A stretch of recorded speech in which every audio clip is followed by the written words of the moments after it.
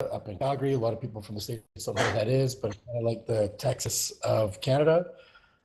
Just under 3 years in the business, just about to be a three-time icon and do about 100 deals a year in production. So that's me. Let's turn to, hold on, let me turn around and see who we got here. JD, who are you, where you're from, how long you been in the business, what's your production like? Get your mic working.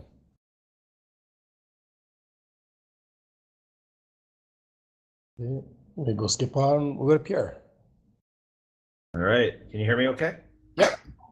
Yeah, good. I'm from Kingston, Ontario, Canada. So that's in between Toronto and Montreal. I do know where Calgary is. Fun place. And anyways, so I've been in the business 20 years. I have a team. I used to have an independent brokerage, and our team last year did about 550 transactions, and growing like crazy right now. And we're also building a rev share group. We have about 360 agents in our rev share group as well.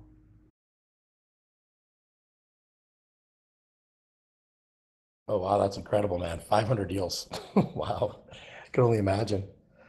Okay, so we get a lot of good stuff out of you. JD, did you get your mic working yet? Yeah. Can you hear me there? Yeah, absolutely. Okay, perfect. Yeah. So coming here from Edmonton, Alberta, Canada, just 2.5 hours away from you there, Sean. Oh, perfect. Yeah, so pretty close. I run a small team between my business partner Joe and I. We have one client care coordinator that helps with admin side of the business. Last year, we had the opportunity to help 77 families, and I've been in the business since 2011. Wow, awesome again, man. That's awesome. So yeah, actually, neighbors, it's nice to have a couple of Canadians on the panel. Okay, and then we got Nicole. How are you doing? Hey, I'm doing good. I am Nicole Ward. I am an Icon agent in the Northeast Ohio region, mainly Cleveland, Akron, and Canton. My husband and I are a domestic team here. I started as a solo agent. He joined me last year. We do about 45 deals, or six and a half million in production between the two of us. We do not have a big team. It's just me and him. So I'm kind of the small fish in a big pond here, but that's what we do, and we love what we do. Yeah, I think that's probably the most important thing is loving what you do. Who cares if you're not happy, right? So Absolutely. That's awesome. And last but not least, Jenna, how you doing? Good. Good morning. Good morning. So I am in the Wisconsin area, icon agent. I've been in the business since 2013. Solo agent, a little more than 105 million in production, about 450 deals. Oh wow, 105 million in production this year? No. It's a career. Oh, okay. I was like, geez. Yeah, that'd be amazing. You're gonna have to go sit by Pierre over there. That's funny. So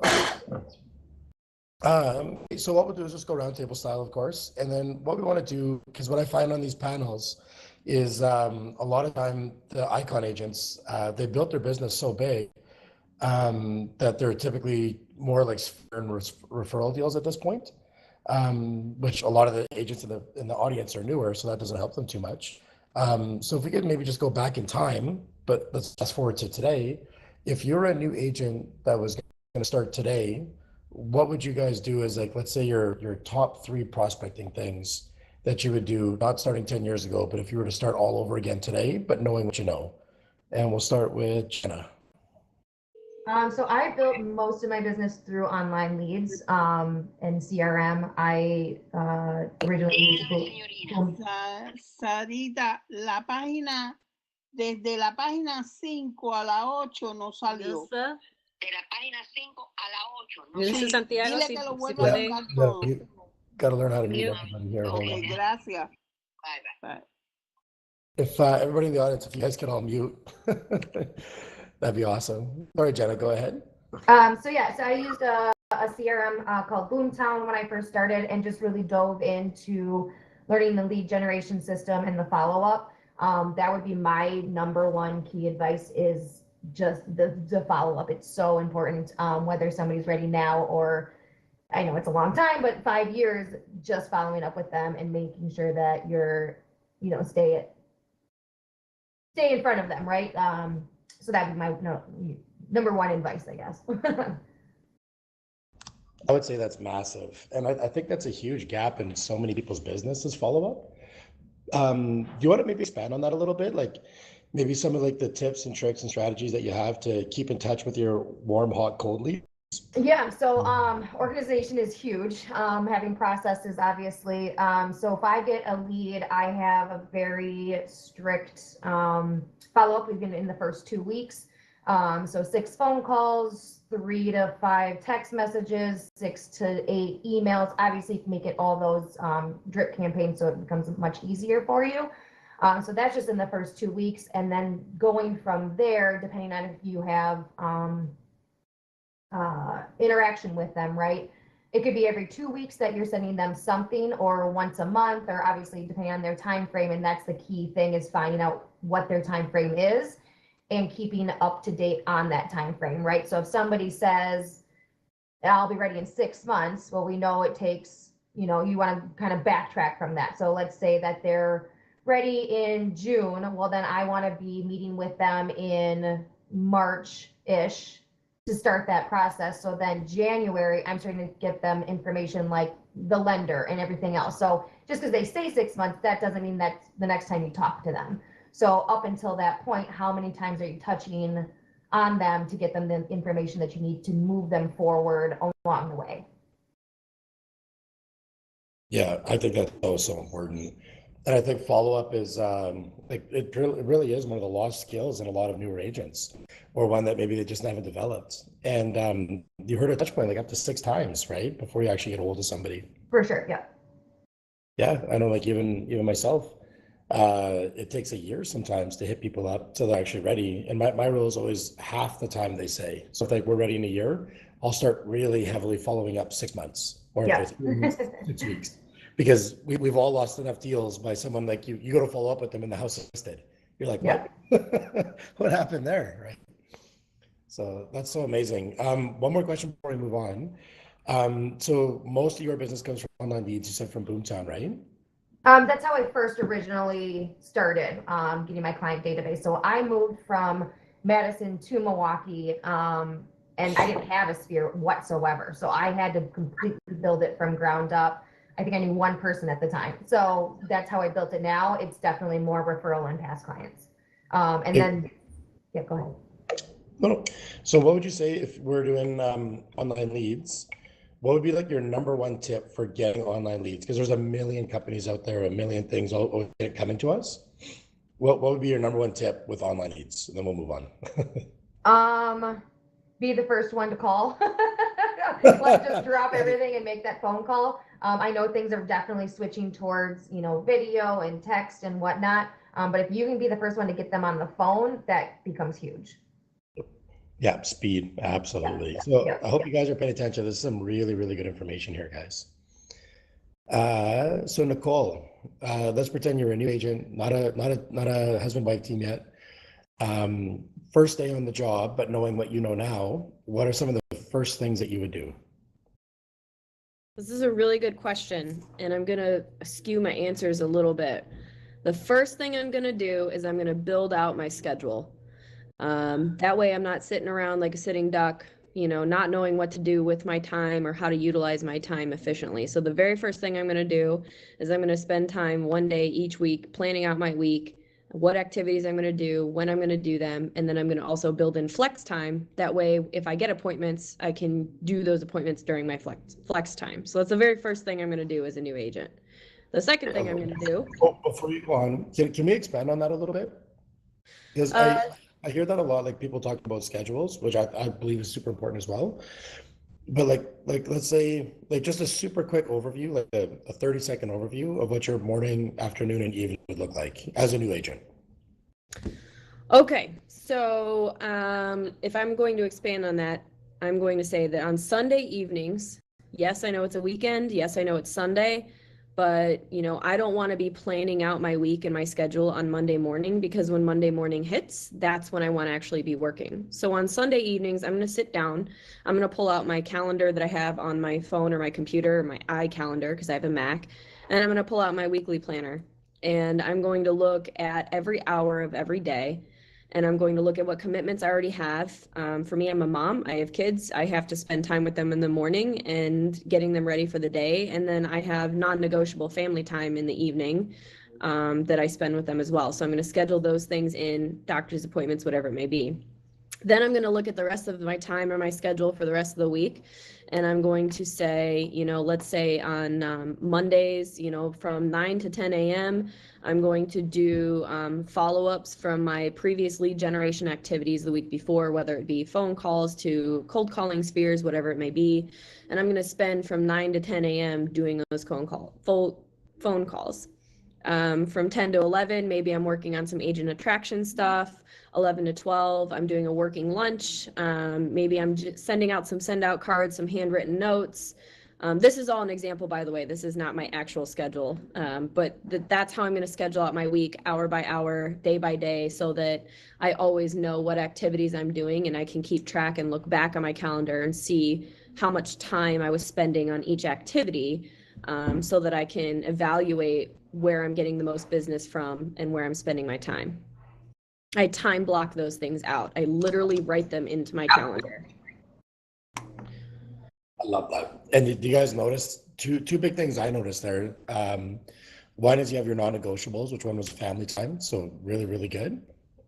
And the other one is she was focused on prospecting activities. A lot of people I find get focused on busy work, right? Like market stats, updates, cards, this, whatever. But one of your main focuses was prospecting, because you got to drive that business, right? So another big nugget for everybody to pay attention to there. Sorry, Nicole. Yeah. So go ahead. So what else would you do as a new agent? First week on the job. First week on the job. Yep. So I'm planning out my schedule. Obviously, I have a schedule set. I have a certain amount of things I'm going to be doing. If I were to pick 2 more activities that I could do that would be lead generating or prospecting activities as a new agent, and I guess this was pre-COVID, but I had a ton of success with open houses. So I would make sure I would fill my weekend schedule doing 2 to 4 open houses, 2 on Saturdays, 2 on Sundays. It's the best way to get in front of people who are actively looking to buy or sell, because a lot of times people go to open houses to interview agents, and you don't know it, but you are being interviewed.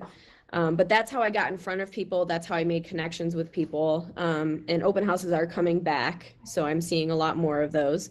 But I would get in front of people and do open houses that way. Another prospecting activity for me in the very beginning was reaching out to everybody that I know and making sure I was cultivating my sphere. Whether it was, hey, we haven't talked in a while, let's get coffee. Or just straight up asking, hey, I'm in real estate now, and this is what I do. I have a great support team behind me.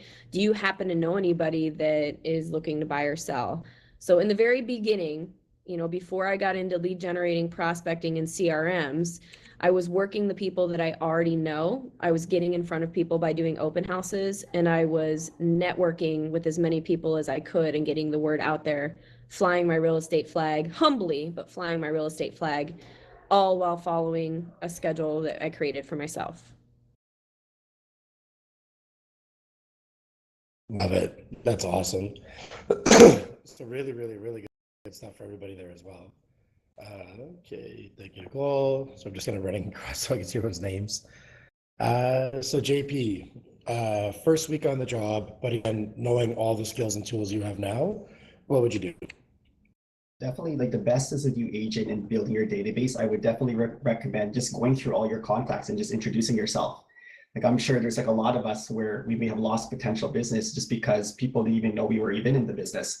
So at the beginning, I learned the hard way, where I had, like you had like friends who I didn't even know that they were buying or selling, and when I found out they had bought through somebody else, they would say, oh, I didn't even know you were a real estate agent. So, I quickly learned that way just to get top of mind, and just even something as simple as just sending a personal note or giving them a call and just saying, hey, just letting you know, I just got my license. And if you need any real estate advice, I'm here to serve or here to help you. So like things like that it was definitely for any new agent. It's just reaching out to database, because when I first started, like I didn't really have a very big database, but I knew, there's people that we know, right? And it's just talking to them and staying top of mind. Yeah, that's so awesome. So I think a lot of us probably do work with a lot of new agents and train agents. And I find that, like, above all, and I'm not exactly sure why, but above all, people's biggest fear is actually calling. So if you were saying that'd be like your number one thing that you would do, how would you tell people to kind of get over that fear to pick up the phone and call every number that's in their phone? Yeah, you just kind of come with the mindset that you have something, a service that can help them. It's all about them, not about you, right? And it's just it's really about having that mindset and that mentality going into that phone call, and that it will overcome some of those fears too, where you're there to help them. Were you afraid your first call? I was, yeah, 100%, right? But the thing is, it's all about it's just about the consistency, right? And that's the thing, is that the more that you keep on calling, the easier it gets, right? And yeah, at the beginning where I'd stutter and and I wouldn't know what I'm saying, and then almost to the point where I want to hang up, but you just have to keep on going.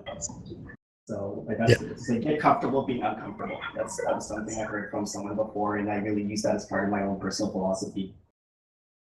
Yeah, no, that's awesome. And how bad was that first call? Was it as bad as you thought it was going to be, or was it? Yeah, worse. Oh shit! So, I was hoping you were going to say it was okay. Science, right? Where it's like you want to say something, but it's not coming out.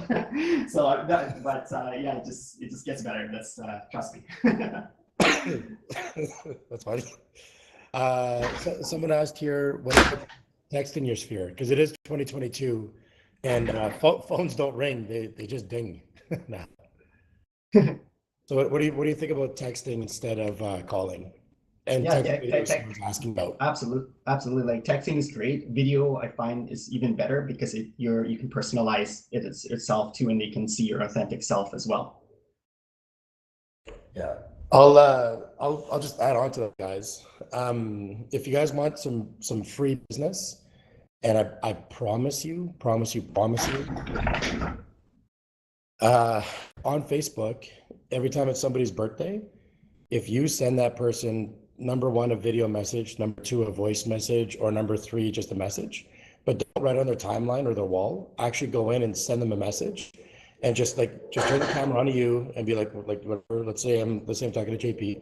I'll be like, hey JP, it's your birthday. I just want to say happy birthday. Hope you're having an amazing year. Blah blah blah. Just wishing you all the best, and just leave it just like that. And that will start a conversation in the DMs, and then you just keep that conversation warm. You don't even need to bring up real estate. They'll look on your page, or they'll ask you. And when they start asking you about real estate, if they have referrals for you because you actually genuinely care about them, they'll send them to you. Or if it's time for them to do real estate, they'll do deals from you. I bet you everybody here, I bet you guys will have 5 to 10 deals in happy birthday messages. Yeah, just straight up happy birthday messages, but real messages. And don't bring up real estate, let them bring up real estate.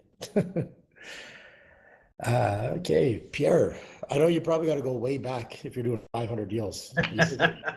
Let's think back to 0 deals. Well, you know what? Up until a year ago, I did 123 transactions myself. So I was still active in selling. Because of the EXP model, I've been able to shift out of that. And last year, in the last 12 months, I've only done 13 deals myself out of the 550, and have now started to focus more on the agent attraction and coaching. But our team went from 12 agents to 36 agents. So we're on track to probably do about 750 deals this year. But what we're teaching, and I learned this from a car salesman a year and a half ago, and it stood out in my mind. For us, it's video. Everything is video.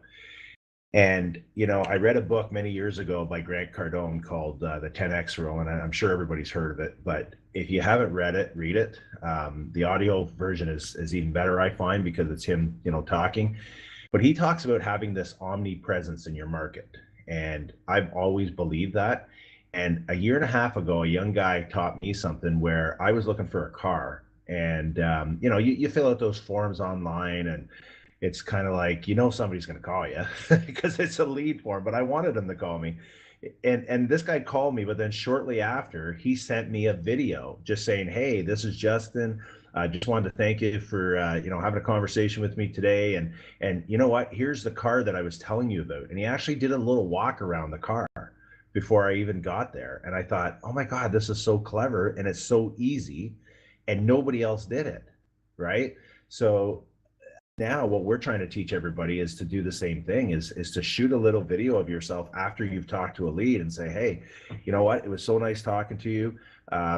Give them a little kind of like a little sales pitch on yourself, and that you're looking forward to working with them, and then now you've put a personal touch to it. So that's the first thing. The second thing, though, is video, video, video. And I'll tell you why, because we have agents now that are getting, 50, 60, 70,000 views on some of the videos that they're doing. And that is giving them what we call that omnipresence. And in the meantime, they're picking up clients that way, but they're also picking up other agents that see them grow and see them online all the time. And now we have agents, reaching out to them and saying, "Hey, I see you're with EXP and you're doing really well and you're killing it. What's the deal?" And then next thing you know, they're sponsoring people and they didn't even mean to. That wasn't even their intention, right? So I think video for us has been, everybody else has kind of covered all the other stuff that we do, but if I was looking for something different than what the other Icon agents were talking about, I would say video is probably the most important. Yeah, and I agree with you 100%. I'd add on to that just like a little caveat. One thing that I see that I think is dangerous for people's business, and we'll get your guys' opinion on this real quick as well. So everybody's pushing video as they should be right now. But what I'm starting to see is, instead of we see like realtors of value online, we're starting to see realtors of TikTok online, if that makes sense. And instead of giving like value-based or education or knowledge or any of that kind of stuff, which you have a mix, but I'm seeing just strictly TikTok type videos where people are dancing and pointing to things, or even worse, just making fun of customers. And you got to remember, like, if you were your own audience, would that elicit you to go and DM that person, "Hey, I want to do some deals"? Or would you be like, "Oh, he just burned all of his customers"? Like, maybe that's not my guy. So let's do a super quick roundtable and then we'll move on to the next question on that one. But Pierre, what do you think about that?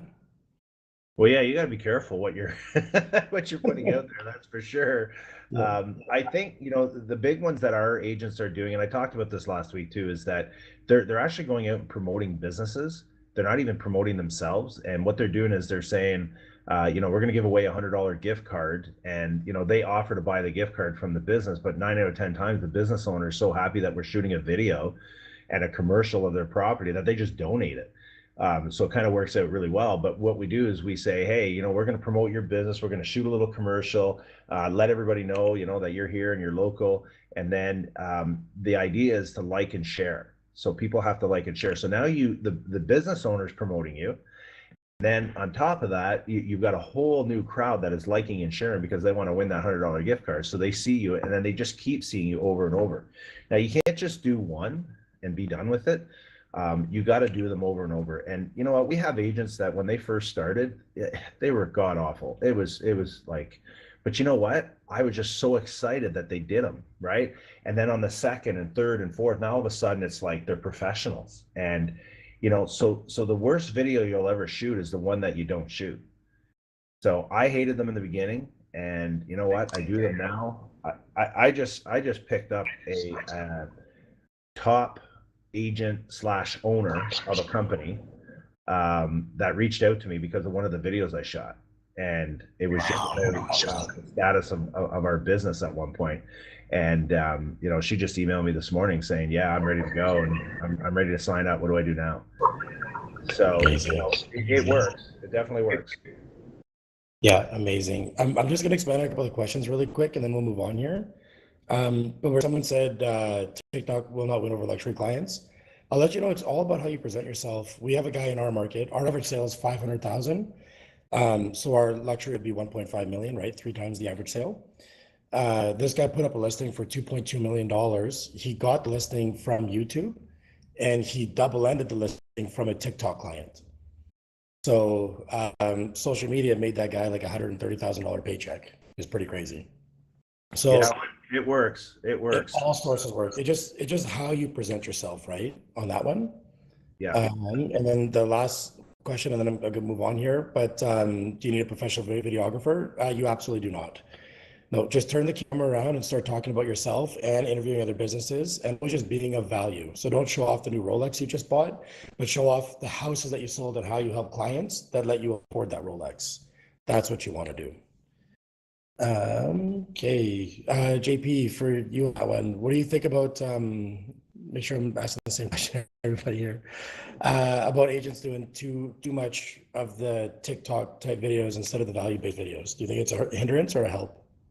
I don't think it's too much. It comes down to what type of content, like we were kind of discussing earlier about what you're putting out, right? So just when you're creating content, anything that will create with value. So like I said, even with the type of videos that we generally put out, it's with partnering up with, just like in terms of the value aspect of things, just like having an interview with a home inspector or lenders. It's like common questions that may come up, right, where that could be value for someone that may be watching those videos. So those are just a couple ideas there too, where we've tried to implement that into the business. Love that, man. That's great advice. Circling back to the ladies on the side here, Nicole, what do you think about that? Just people doing too much of just the point and shoot videos. Not point and shoot, but the point to the words of text videos. Do you see that as a problem or no? Just video in general, I think is where everything's going. I mean, all you have to do, even if you're not on TikTok, you've heard of it, and that's fairly new. So, I would just say that, I posted this in the chat, but I truly believe with all my heart that imperfect action is indefinitely better than perfect inaction, meaning just doing something is better than doing nothing. And when it comes to video, everybody's going to be uncomfortable at first, but the more you do it, the easier it'll get. And I just think that video is where the world's going. And so whether you're on TikTok or not, I think it was brought up earlier that somebody said you won't get clients from TikTok videos, or you won't get luxury clients from TikTok videos. And we talked about that a little bit. But I think the point is, it's not necessarily, you're not going to get a direct client all the time from TikTok. But if somebody hears your name, if in passing, whether it's your sphere or your cold lead, especially with these generations coming up, you're darn skippy. They're going to look you up on TikTok. They're going to look you up on Google. They're going to look you up on Facebook. It's just, it's, affirming for them. It's validating you. That's what you're doing. It's not necessarily trying to get a lead directly from the source when you're putting video out there. It's just validating your brand, validating who you are, that you're a professional at what you do. So, whether you're using video to prospect and actually send video out and talk to people to prospect, or you're just putting video out there in the universe to validate yourself, video is definitely the key to the future of real estate. Definitely. So awesome. Yeah, I agree 100%. And then again, last but not least, Jenna, what do you think about that? Everybody's pretty much hit on all the points, and I agree. I personally haven't done it because I'm a big scaredy cat. I have done video through text and follow up that way, but I haven't gone out on Reels or TikTok or anything like that yet. Obviously, it's all about what you're putting out there. You can certainly show a side of your personality, which I love that part. And really connecting with people on that, as well as adding value. And obviously, I agree again with that's certainly the way that things are going with video too. So you have the guts to do it. You should just do it anyways. I haven't gotten there yet. That's funny. Yeah. Well, we all got steps to grow, right? Absolutely. Okay. So that's really good stuff. Okay. So again, I think if we could, as much as possible, relate it to solo agents, because I feel like these crowds are full of more solo agents than team agents. But what do you think was your most costly or most memorable mistake that you made in the business? We'll start with you, Jen. That you wish that you could have avoided. Oh, geez. Costly mistake. Um, Honestly, okay, so I would say coming out into the business, thinking that like the people that I worked with in my brokerage were the only people to create relationships with. So now I'm very much more like collaborative with other agents and other brokers and across the board. Whereas when I first started, it just felt like stay in your bubble and stay with your brokerage, that like that camaraderie. But it's tenfold. If you burn a bridge with any agent, that's gonna come back at you. Like, don't disrespect other agents just because they're, at a different brokerage or they're on the other side or whatever. So I would definitely say make great experiences and keep those relationships with those other agents, because yes, they're in competition with you, but they're also trying to gear towards the same goal, right? In getting your clients to the closing. So Yeah, I would say absolutely huge, and especially now all of us here. Obviously, at EXP, we want to collab with every agent possible because we want to work yes. with them all. Yeah, but yeah, absolutely great advice. Nicole, your most memorable and or most costly mistake? This is a good most I like memorable. this. I like how we start with a giggle. We know this one's going to be good. This one's gonna be good. I don't ever want to take a negative tone in any real estate mastermind, or especially as we're all sitting here talking. But I would definitely say the biggest mistake that I made is putting 100% of my business and my trust and kind of making it fluid and putting it in someone else's hands, because I was new and I felt that everybody that I was close with had my best interest at heart. But what I learned really quickly in real estate is, while you work side by side with people that care about you, and there are some really, truly amazing people, especially in this company, that do care about you and do want to see your success, that their success is number one to them. Their families, their success is first, and they will always do what's in their best interest first before they do what's in your best interest if there's a conflict.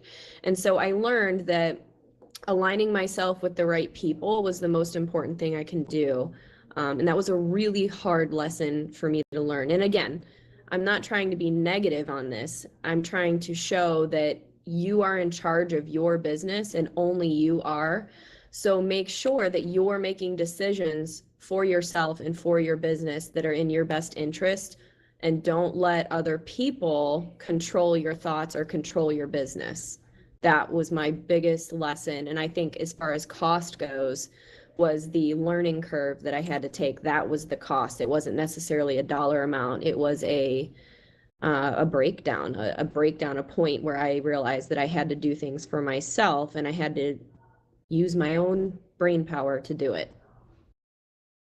Yeah, absolutely. Huge, huge advice for people. So I hope everybody that's listening, especially for the newer people, that one's worth a lot. So I hope you guys learn from her instead of learning on your own.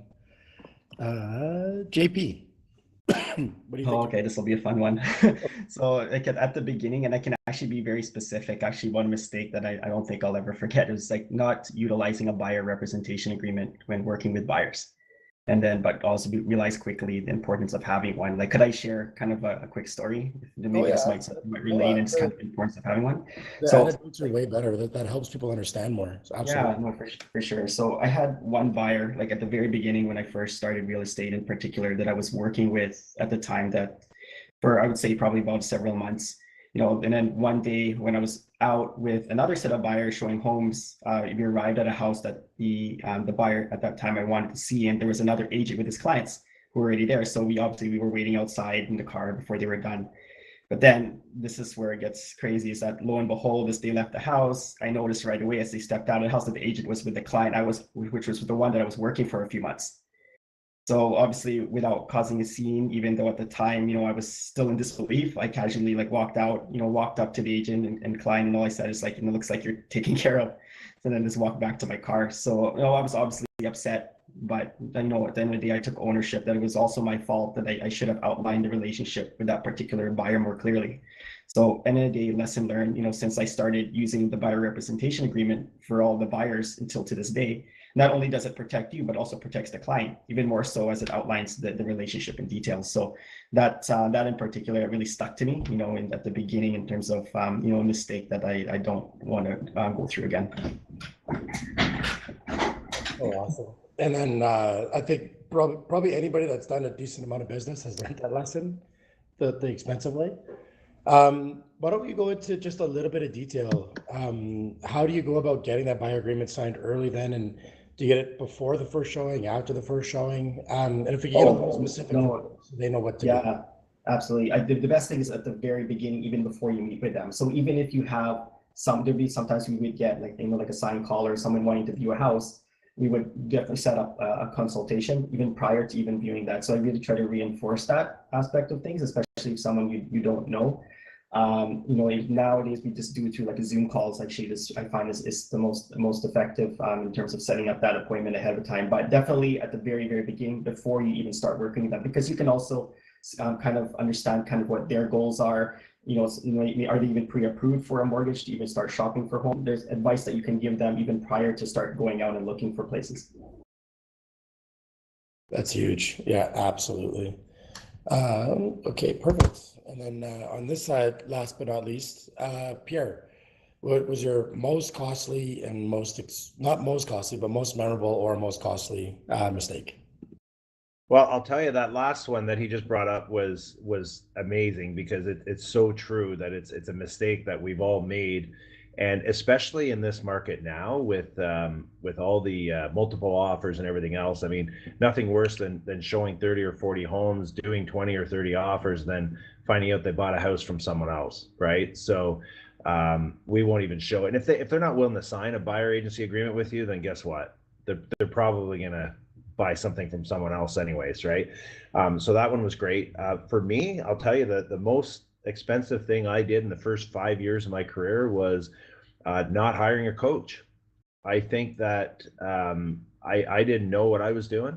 I was just kind of throwing mud on the wall as fast as I could and hoping something stuck. And some of it did, some of it didn't. But I spent hundreds of thousands of dollars trying to figure it out. And then in my 5th year, I went to a coaching seminar and sat there and I listened to them talk about systems and how to get new clients and how to do the real estate business. And so I decided to hire myself a coach, and I started off on a smaller program, and then I ended up going on a bigger program. Now, it was an investment. It wasn't an expense. And I'll tell you, I did coaching for 15 years, and then I ended up doing some coaching, and then you know what? It was probably the greatest thing ever. Now, the nice thing with us at EXP is that for the last 2.5 years, I haven't had a coach, but I've taken in all the coaching that we get offered, because we all know there's a ton of it. And my business has, my profits have quadrupled, and I haven't had to pay a cent for a coach. So you guys all have the best coaching available. And the difference with the coaching is, when you look down the row here, the panel, the people that are on this panel, these are all people that have done it, right? I know that when we're presenting and we're talking to people about other companies, I know there's companies out there that are paying agents that were not successful selling real estate to coach their agents, which doesn't make any sense, right? Who would you rather learn from? Somebody who's done 100 transactions or somebody who couldn't make it, right? So we're very fortunate here at EXP to have all this coaching. It's one of the main reasons I joined the company, actually, because it's been way better for our agents. So that's probably the most expensive mistake I made in my first 5 years. Yeah, I would say that's a huge one. Huge. Yeah, it's funny. I see the amount of people coaching and they've done like 10, 12 deals. I'm like, what are you doing? Get out of here. Doesn't make sense. No, it doesn't make sense. So I'm just going to circle back to some of these questions here. So are there any online buyer agents, buyer agreements? Yeah, so the buyer agreement will be standard in SkySlope or whatever your guys' MLS board uses. And it's the same for everybody, whether you're doing in person or virtual. And where do you learn from these people? I'd assume like basically if you're in their downline, is the best place, or look up your upline for the mentors and stuff like that in your line is the best place to get information. And then yeah, most of us I'd imagine have YouTube, Instagram, Facebook. If you guys want, you could all put your social medias in there, whichever one you prefer people to follow you on, where you put the most content, and then you'll probably get some information on people there as well. I don't have an upline. Well, you joined the brokerage the wrong way. Sorry, Julie. You should have an upline. Could you mention up of conversation with how you each introduce the buyer rep agreements? Sure. So why don't we just one person, whoever wants to speak up, how, especially someone who introduces it early, how do you guys introduce the buyer agreement? And if you could be a little specific, like when, what type of conversation, and even maybe one or two objections that you would have, and then how you move forward with it. And whoever wants to go can go on that one. I'll start just because I know JP probably wants to go into it, but I'll just say that one of my strongest suits in my entire business is working with buyers agency agreements, and buyer consultations. And so I always do a buyer consultation with every buyer I work with, even if it's somebody that I know. I've moved that from in-person to virtual or optional, both in-person and virtual. But what you're doing is you're building trust in the relationship, and you're giving them value by doing a buyer consultation. You're going over the process with them. You're helping them find the right lender. You're letting them know, everything from A to Z on buying a house. And at the very, very end of my buyer consultations is when I bring out, for my state, the consumer guide, which is a state required document before we show homes. And then after they sign that and they get comfortable, sign something, because it's not an agreement. Then I bring out the agreement. I explain what it is. And I just ask the simple question of, if you were working for 2 weeks and you weren't sure if you're getting paid, would you still show up to work every day? And every single time they're like, well, no. And I'm like, well, it's kind of the same way in my career too. So I need to make sure that, if you choose to hire me, that we're working exclusively together with each other. Obviously that's not verbatim, but that's how I approach it. And I gauge the conversation and how I approach it, whether I'm more direct and ask that question directly, or I roundabout way approach it. But either way, I always have a buyer consult signed before I work with them as the client, and they understand the process.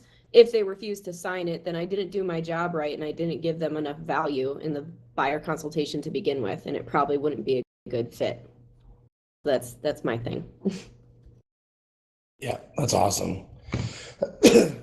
I think that's probably pretty good on that one. I don't know if we got to spend too much time. Just seeing any more questions here. Okay. So now we're just going to segue a little bit out of solo agents in the last 15 minutes here. And I know you guys could probably talk for hours on this one, so we'll try to keep it to like 2-3 minutes each if we can. But let's say that the reason why you needed to start a team, how you started the team, and then maybe what you learned from where you were to where you are now, kind of thing. So that way people could see the progression. Because like I know for myself, I'm on the 7th version of my team. You live and you learn, right? So why don't we start with Pierre? Because I'm sure you got the longest story out of everybody here for that one. Okay. Well, yeah. I mean, we we've built a team and rebuilt a team and rebuilt a team many times, trying to figure it out. Again, the coaching part really helped with that down the road. But I mean, the first hire was an admin assistant, right? I mean, I've yet to meet a really good agent that is great at paperwork or tech savvy or anything like that. I mean, it's a rarity. So you need to be delegating all the things on your list. You need to make a list of everything you do in a day. Then you need to basically categorize that A, B, or C. And A is all your money making activities. B is you could do it, but it's probably better for you to hand it off. And C is definitely you don't want to ever touch it because it's not making you any money. So when I hired my first assistant, my business doubled the next year, and she wasn't even that great, but it was still way better than what I was doing because I was not good at paperwork. And, you know, a lot of my time was spent, you know, writing offers and making phone calls and doing things that just were not money making activities. So first thing I did was that. Second thing I did was as I started to grow again, I hired a buyer's agent. And you know, the problem with hiring agents is that, you know, they come to you for a year or two, you know, they learn how to build their business, they build their own business, you know, they maybe last 3 years and then they move on because they can do it cheaper somewhere else. So retention was always a tough thing. What I'm finding at EXP though is our retention rate has gone through the roof because EXP has, you know, some great things to offer that I could never offer before. So that was kind of the short version of how I started building a team. Yeah, that's actually awesome. And you guys heard what he said, though, kind of near the beginning, middle, many versions of the team to get to where he is now. So I think that's a big thing for people to understand is you're going to start a team, and if you didn't fail, you probably didn't try hard enough, and you're probably going to have a lot of learning curves, a lot of learning pain, and a lot of learning expense starting a team. So it's not all flowers and sunshine, eh? No, not at all. Not at all. But we have actually kind of changed how we're running our team now. Like if you want to move forward, you know, several years, we actually have a partnership group now, and I don't run it like a team. It's we're all working together. The only difference is I offer services to the people that are on the team and coaching and you know, we look after all the you know, let's call it the crap that they don't want to deal with. And we make a smaller percentage, but and then they have everything EXP has to offer. So it's a win-win for everybody. And I think that that's why our retention has gone through the roof and why our team has grown so much. Love that. Absolutely. JP. Yeah, I would agree with Pierre. Like, you know, definitely at the beginning, you know, the best hire is having an assistant, so you can major in the majors. So, like, it's something I've heard from someone saying major in the majors and not in the minors. So that's like, so we do kind of run a small team, so it's more so with you know, it's not to a degree. So, but at the same time, with you know, having a team, like the benefits of having a team, I found is this the, you know, of course the accountability is great when you're on a team because you know, when you have those weekly meetings, you know, you can kind of also help push each other, you know, to, you know, be the best the best of yourself. Also, you know, with having with a team, it also gives you that opportunity to take time from the business, and so that, and then also know at that same time that your clients are taken care of. I can't really speak much so much on like the team aspect because we kind of still, being a small team, we're still kind of more so like I guess kind of feel like more like solo agents, but that's kind of what I feel with the benefits of having a team. Yeah, and awesome advice there, 100%. I think let's kind of go sideways with this question a little bit with Nicole, because you're a husband-wife team, right? Yes. So I know one of the girls on my team, she has a husband and wife team now, actually. So I've got to see firsthand some of the wins and definitely some of the struggles. Right. So maybe for everybody out there that's thinking husband-wife teams, maybe some of the wins and losses and how to navigate that a little bit. Yeah, sure. The first thing to think about is, you don't have to build a team. It's not something that everybody wants to do. I definitely have zero interest in growing a big team. So by saying that my husband and I are on a team, we are, but I think the best way to describe what we are is a partnership. We partner with each other. We each have things that we do well, but we both sell real estate. We both write contracts and offers. We both upload our documents to SkySlope, and we both have clients that we work with on a regular basis. So I would say that it's not even, we are husband and wife, but we're just two agents that happen to love each other as well. So, that's how we work. So it's not something that is for everybody. Not everybody has to run a team or be on a team to be successful in real estate. I think Jenna here said that she's a solo agent, or was for a long time. I don't know if she's still is, but just in general, I like the idea of being able to collaborate with agents without being attached to them or responsible for them, but still being able to support them and help them, which is why the rev share opportunity is actually wonderful. So I would say that, as far as how we split opportunities. Somebody asked in here, how do you get your spouse in real estate? Here's what you do. You kick some serious ass. You be really, really successful and show them how much real estate has to offer, and then they can quit their job and get licensed in your state and join you in real estate. So that would be my answer to that. Yeah, that's awesome. And I think I couldn't say I've surveyed a bunch of them, but from what I've seen on the outside, yours is a little different. But a lot of the husband-wife teams seem to be like one who's maybe a little more extroverted in sales, and one's a little more introverted and admin side. And definitely, a lot of people are like that, and we do have different skill sets, but we also have our own businesses while we run this team together too. Totally, that's so awesome. Yeah, good for you guys. Jenna. Yes, so that's correct. I am a solo agent. I did have a team when let's see, my second and third, fourth, one of those years, some of those years, did have a team, had a buyer's agent, had an assistant. I've since moved away from that. So again, solo agent, whether or not I go back to having a team is kind of up for discussion, I guess, right now. I'm thinking about getting a dual state license and looking in Florida. So with that could become more of a team aspect. But right now, yeah, I'm a solo agent. Okay, and then maybe this could be really helpful for people in the audience as well, because I'm sure probably everybody on the stage or anybody in the audience that's had a team is probably back and forth on whether they should keep it or start it or cancel it.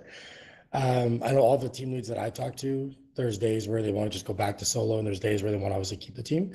So what were some of the things that led you to go back to a solo agent instead of a team? Because I could definitely appreciate that, 100%.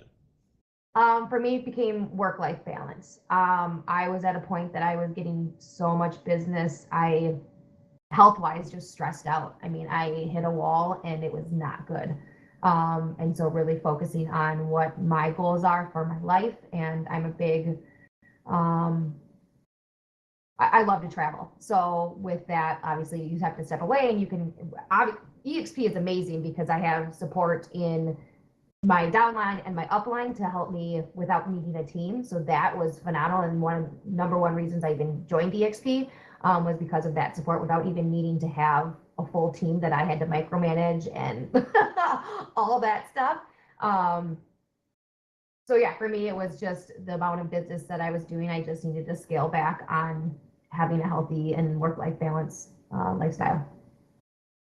Yeah, and I think that's so key. I'm just going to touch on that really quick as well, and then we'll circle back to you guys. But yeah, like something that I learned, and we talk about expensive lessons, like this last version of the team cost me almost $500,000 in cost and commission negatively, and a lot of time and stress. So a lot of people, they think they want to start a team because it's going to take maybe some work off of their shoulders and make their life easier, more money. But typically when you're starting a traditional style team, which I see a lot of people doing the new version like Pierre's talking about, but the traditional style team is mostly new agents that need a ton of help, a ton of support, and they have a million questions. So if you bring on too many people too quick, you're actually just going to step into quicksand and keep sinking. So I think that's a big one too for people to understand for teams. Can I chime in on that as well too? Because yeah, please. We have, I mean, with EXP, you can now build a team. Like I've had some top agents join us, and they basically dismantled their team, and they built an EXP team instead, which is kind of like the new team of the future. And the reason you can do that, because someone had just mentioned it earlier too, that you can use your upline and your downline to help you. So what they did was, they kept their admin person because they don't want to do admin paperwork. But what they did was they started sponsoring people on their front line, and anytime they had extra business or referrals or whatever, they would just give it to somebody on their front line.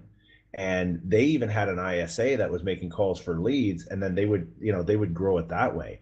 And the reason they did that was because it was having a team it can be a lot, it can be a headache, right? If you're running it like the traditional team, and that's what we. It can't maybe be a headache. It is a headache. Yeah, it's work, right? It's definitely work. But now, like the way that we've changed ours is basically like a partnership group where, we are just basically handing out leads and different things within our organization. But, like my son right now, he talked about building a team, and I said, you're crazy. Just keep doing what you're doing. And right now he's got like 70 agents on his EXP team. And I said, those are all people that can help you. That's what he's started to do, is he's built it, the EXP way. And way easier, way less headache. I agree. And I think EXP is going to change the real estate world exactly because of what you just said. Yep. And I think it's for the better, because now, like I find team leads are, I don't want to cuss anybody out, but traditional team leads are usually quite greedy people, and they want to teach people how to work a lead, but they'll never teach people how to get a lead. Whereas the EXP way, you want people to learn how to get leads, and you want to teach people how to get leads, and it'll change the whole real estate world, one agent at a time, and I love it. Okay, let's just do super quick, 30 seconds, 45 seconds or less. Your number one advice to agents, if you can. So new, old, whatever, but the number one thing that you want to leave people with, and then let's get out of here. I feel like I always throw you the curveballs, Jenna, the hard ones at the beginning, but you're up. So oh man, I was like, don't pick me. We're going back and forth, and you're always on this side. Sorry. I would just say having a morning routine, honestly, having an intentional morning. That's my biggest one. If you have that schedule and block off your calendar and start every morning with good intention and positivity and, doing what you should do every day, that's a huge step for me. Because the second, all of a sudden you look at the clock and it's noon and you're like, I haven't done anything. So time can fly if you're not being intentional with your morning. Yeah, you were busy, but you weren't working. Yes. Yeah, absolutely. I think that's a huge one. And as we finish off, because this will be your last time to talk, where should everybody follow you on social media? Sure. So Instagram is Head Over Heels for Homes. And then Facebook is, it's just Real Estate Jenna Johanning, or Head Over Heels for Homes. You can probably find it on there too. I think I posted the 2 links in the chat box as well. Yeah, so it's Real Estate Agent Jenna for Facebook, and Instagram is Head Over Heels for Homes. Awesome. Okay, perfect. Nicole, number one advice for anybody? Consistency. 100,000 million% over the top. If you need to have that word written down, tattooed on your hand, everything that you do in real estate builds off of being consistent. If you say you're going to do activities, be consistent on the activities. If you have a routine, just like Jenna was saying with her morning routine, be consistent with your routine. Be consistent with your follow-ups. Be consistent with your lead generation. Be considerate and consistent with your time. Always be consistent and you will be successful. If you are inconsistent, you will fail. You nailed that. Yeah, consistency is everything. And where should everybody follow you? Where are you the most active? Social media? Sure. I'm on Facebook. My personal page is @NicoleIsKey. My business on Instagram and Facebook is @TheKeyGroup Ohio. Okay, perfect. JP, best advice. And no copying, because these girls gave some good ones. Oh, we might have lost JP. Pierre, your best advice. Oh, there. Sorry, my mic was off. Oh, no worries. Yeah, go I was like talking to myself. You're saying you're giving the biggest cool nuggets to nobody.